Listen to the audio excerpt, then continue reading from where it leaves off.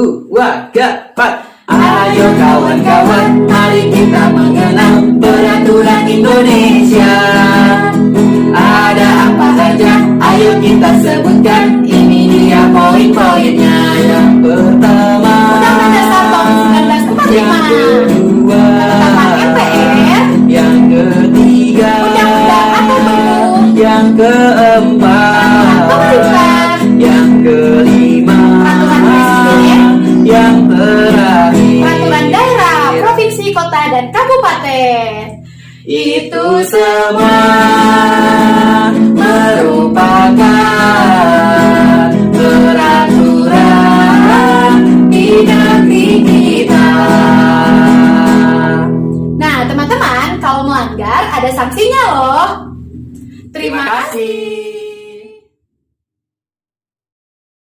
Assalamualaikum warahmatullahi wabarakatuh. Halo teman-teman, bertemu lagi di pembelajaran PKN bersama Bu Fitri. Nah teman-teman, lagu tersebut itu adalah materi pembelajaran kita minggu lalu. Jadi teman-teman jangan sampai lupa ya, apalagi lupa bagian urutannya. Nah, pertemuan kali ini kita akan membahas tentang proses pembentukan peraturan perundang-undangan yang ada di Indonesia serta pihak-pihak yang terlibat dalam proses penyusunan tersebut. Kira-kira seperti apa sih proses penyusunannya? Nah, untuk lebih jelasnya, mari kita simak penjelasan berikut ini.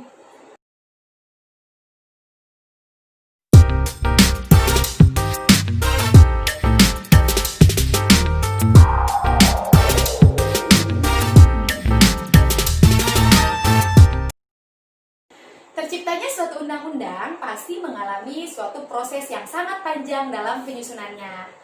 Nah, berikut merupakan alur proses pembentukan peraturan perundang-undangan yang ada di Indonesia.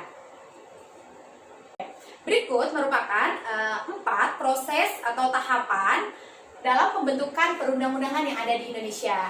Yang pertama itu ada tahap perencanaan, di mana pada tahap ini itu merupakan rancangan atau susunan harus dibentuk, baik itu rancangan dari undang-undang, kemudian rancangan dari perpres, perpu, pp, dan sebagainya. Kemudian setelah dirancang akan masuk ke dalam tahap penyusunan. Di tahap ini disiapkan rancangan peraturan perundang-undangan yang akan dibahas.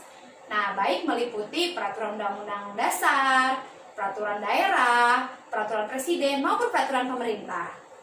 Nah, setelah melalui proses penyusunan, maka akan lanjut pada proses pembahasan atau pengesahan, di mana pada proses ini setiap rancangan peraturan perundang-undangan dibahas untuk mendapatkan persetujuan bersama. Setelah mendapatkan persetujuan bersama, maka akan masuk ke proses terakhir, yaitu tahap pengundangan dan penyebarluasan, di mana pada tahap ini undang-undang dibentuk dan disahkan serta diketahui oleh masyarakat. Nah, yang selanjutnya yaitu pihak-pihak yang terlibat dalam proses penyusunan peraturan perundang-undangan yang ada di Indonesia. Kira-kira siapa aja sih pihak yang terlibat? Yuk ikutin Bu Fitri, kita eksplor gedung-gedung yang ada di Indonesia. Nah, teman-teman, kira-kira teman-teman tahu nggak Bu Fitri sudah di gedung apa nih? Betul, Bu Fitri ya sekarang sudah ada di gedung MPR. Nah, kira-kira teman-teman tahu nggak sih fungsi dari MPR itu apa? Nah, MPR itu berfungsi untuk mengubah dan menetapkan Undang-Undang Dasar 1945. Udah. Nah, teman-teman, kira-kira teman-teman tahu nggak sih Bu Fitri lagi ada di mana? Betul, Bu Fitri sekarang lagi ada di Istana Presiden, di mana ini merupakan tempat tinggalnya Presiden selama masa jabatan. Lantas, apa sih fungsi dari Presiden itu sendiri? Nah, Presiden memiliki fungsi yaitu mengajukan rancangan undang-undang, kemudian menetapkan peraturan pemerintah, bersama DPR menyetujui RUU, mengesahkan RUU menjadi undang-undang, serta membuat peraturan Presiden. Badan usaha milik negara. Nah, teman-teman tahu nggak sih Bu Fitri lagi ada di mana? adalah contoh dari kementerian. Nah, salah satunya adalah BUMN. Nah, menteri ini membantu presiden, MPR, dan yang lainnya dalam proses penyusunan undang-undang atau RUU menjadi undang-undang. Nah, menteri juga membantu presiden dalam menentukan kebijakan atau politik negara. Nah, tadi kan Bu Fitri sudah keliling, ada kepresidenan, kemudian ada ke BUMN. Nah, sekarang teman-teman coba tebak, Bu Fitri lagi ada di mana nih? Betul, ada di LIPI, Lembaga Ilmu Penelitian Indonesia. Nah, LIPI itu termasuk ke dalam non-kementerian, tetapi mereka juga bisa membantu dalam proses penyusunan perundang-undangan. LIPI ini atau lembaga ini bertujuan atau berfungsi menyelenggarakan pemerintahan dalam bidang tertentu, lalu mempunyai wewenang mengeluarkan peraturan pelaksana dan perundang-undangan. Wah. Nah, teman-teman tahu nggak sih Bu Fitri lagi ada di mana ini? Nah, betul, Bu Fitri sekarang lagi ada di gedung DPR, teman-teman, atau Dewan Perwakilan Rakyat. Nah, pasti teman-teman sudah tahu dong fungsi dari DPR itu sendiri. Nah, kalau belum, nih Bu Fitri sebutkan bahwa DPR ini memiliki fungsi memegang kekuasaan membentuk undang-undang, kemudian bersama Presiden menyetujui RUU dan mengajukan usul rancangan undang-undang. Nah, teman-teman, Bu Fitri sudah berada di gedung DPD.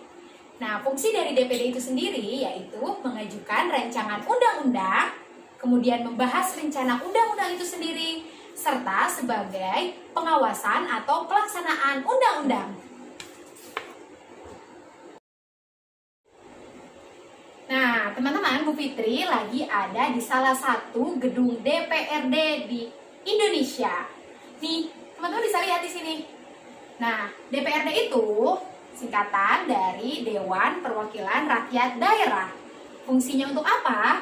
Fungsinya yaitu untuk membentuk peraturan daerah, kemudian membahas dan menyetujui rancangan peraturan daerah tentang APBD, lalu melaksanakan pengawasan terhadap pelaksanaan peraturan daerah dan perundang-undangan yang lainnya.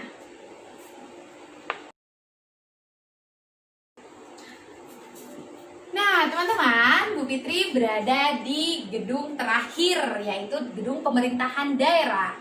Nah, fungsi dari pemerintah daerah ini yaitu mengajukan rancangan peraturan daerah, kemudian menetapkan peraturan daerah yang mendapat persetujuan bersama DPRD, lalu yang terakhir yaitu menyusun dan mengajukan rancangan peraturan daerah tentang APBD kepada DPRD untuk dibahas dan ditetapkan bersama.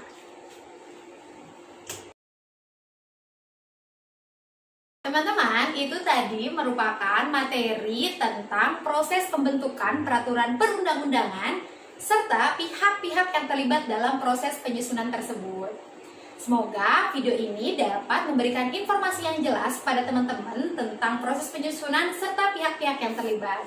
Cukup sekian dari Bu Fitri, kurang lebihnya mohon maaf. Wassalamualaikum warahmatullahi wabarakatuh. Bye-bye.